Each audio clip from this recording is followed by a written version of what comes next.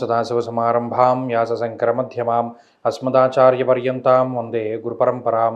జ్యోతిషశాస్త్రాన్ని భావితరాల వారికి ప్రసాదించిన ఋషుల యొక్క పాదపద్మాలకి నమస్కారం చేసుకుంటూ, అలాగే నాకు ఈ జ్యోతిష విద్యను నేర్పిన గురువర్యులు జ్యోతిష బ్రహ్మ కీర్తిశేషులు శ్రీ ఈరంకి సూర్యనారాయణమూర్తి గారు, సూర్యశ్రీ దైవజ్ఞ గారి యొక్క పాదపద్మాలకి నమస్కారం చేసుకుంటూ, ఓం శ్రీ మహాగణాధిపతి నమః, శ్రీ గురుభ్యో నమః, హరి ఓం. వీక్షకులందరికీ నమస్కారం. కన్యారాశి వారికి ఈ వారం మిశ్రమమైనటువంటి వారంగానే చెప్పవచ్చును. కారణం ఏంటి అంటే, అష్టమ స్థానమందు రవిగ్రహం యొక్క సంచారం ఉండడం, రాస్యాధిపతి బుధుడు ఇంతకాలము యోగించినటువంటి స్థితి నుండి సప్తమ స్థానానికి వెళ్ళడం, అంటే ఈ రాశి వారికి యోగించేటువంటి గ్రహాల యొక్క సంఖ్య తగ్గింది. రాహువు, శుక్రుడు, అలాగే చంద్రుని యొక్క బలం మినహాయించి మిగతా గ్రహాల యొక్క బలం లేదు. రాస్యాధిపతి ఎప్పుడైతే బలహీనపడతారో, ప్రత్యేకించి దుర్దోష శత్రు సంవాదో గమనం వ్యధ అన్నది శాస్త్రం. అక్కడ సప్తమ స్థానమందు కేంద్రీకృతమైనటువంటి ఎక్కువ గ్రహాల వల్ల భాగస్వామ్య సంబంధమైనటువంటి విషయాలన్నీ దెబ్బతింటాయి. జీవిత భాగస్వామితోటి సత్సంబంధాలు దెబ్బతింటాయి, భాగస్వామ్య వ్యాపారాలు చేసేటువంటి వారు దెబ్బతింటారు.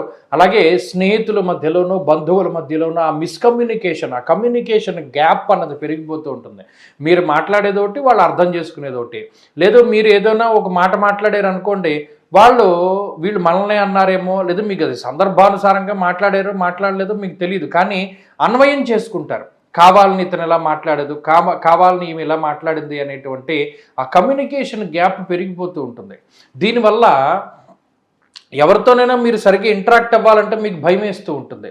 అరే, ఏం మాట్లాడితే ఏం వస్తుందోరా బాబు, మాట్లాడకుండా ఉంటే మంచిది అనేటువంటి భావన పెరుగుతూ ఉంటుంది.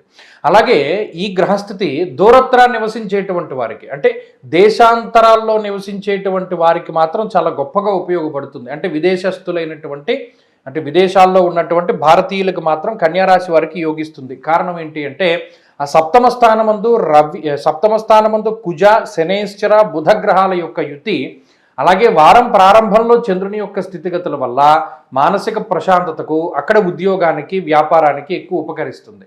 అలాగే ఈ వారంలో ప్రత్యేకించి కన్యారాశి వారికి సంబంధించినటువంటి ఉద్యోగ పరిస్థితులు, వ్యాపార పరిస్థితుల్లో కూడా కొన్ని ఒడిదుడుకులు కనబడుతూ ఉన్నాయి. ఇక్కడ చెప్పుడు మాటలు వినకూడదు. ఈ వారంలో ప్రధానంగా ఏదైనా ఇతరులు చెప్పినటువంటి విషయాన్ని నమ్మి ఉద్యోగంలో కానీ వ్యాపారంలో కానీ నిర్ణయాలు తీసుకోకూడదు. ఈ విషయాన్ని ప్రధానంగా గుర్తుపెట్టుకోండి.